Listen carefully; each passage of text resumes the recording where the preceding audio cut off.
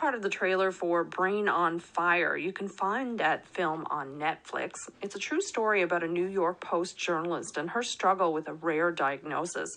But before the film came the book, and our literature-loving Labradorian, Wayne Button, joins us to take us between the pages. Good morning, Wayne. Good morning, Janice. How you doing? I'm not doing too bad. How are you? Good, because I'm at home. I got lots of time off, and I'm just reading books for you guys, so I'm doing good. It sounds like the dream job. So what's better here, Wayne, the movie or the book when it comes to Brain on Fire? In this case, I think it's the book. There's nothing wrong with the movie. I like the movie, but I think the book is a bit better because it shows the progression of her disease and what she goes through a lot better. Plus, what a lot of people don't know, like you mentioned, Susanna actually is a journalist, so she's a really good writer, and she does a really good job of telling her story, almost like an investigative reporter type sense, and so I think it's a little bit better than the movie, in my opinion. So the book is written in first person?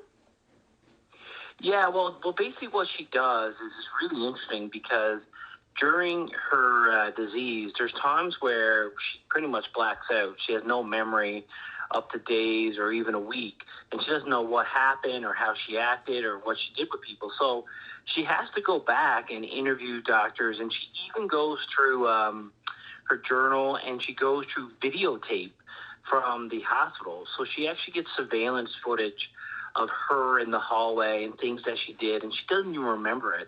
So it's like she's investigating a completely different person. So it's kind of cool how she does it because it's almost like investigating like a murder or somebody else's story, but it's her own because she doesn't even remember half of what happened.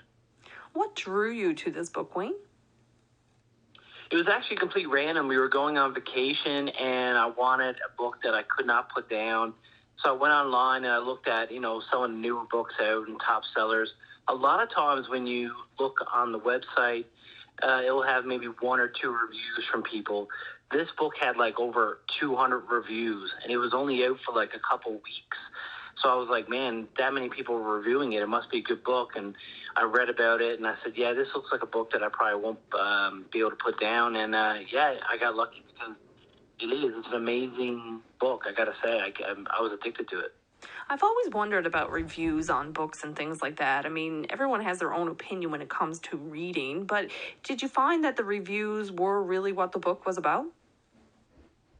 Yeah, pretty much, because most people said the same thing consistently about the review that they couldn't put down, they couldn't put down, they couldn't put down. Some people will say, oh, this book is really enlightened, or my daughter went through this, and this book helped her.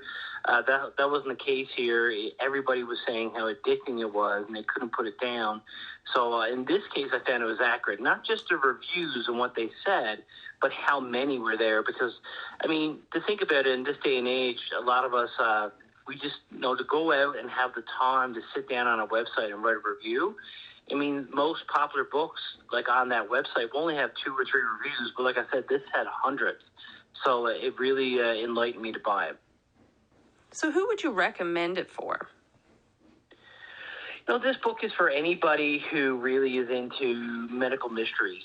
People who might like the show Mystery Diagnosis and things like that.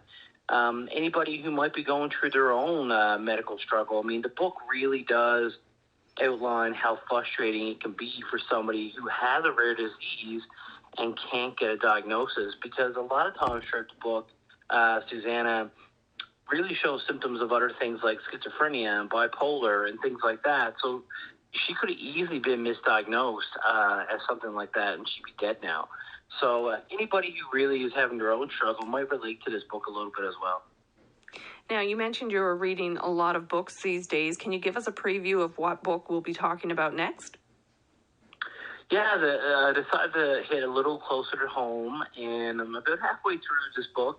But next week we'll be talking about We All Expected to Die, and it's about the Spanish influenza in the 1920s and how it hit Labrador, and hit Labrador particularly hard. So we'll be talking about that.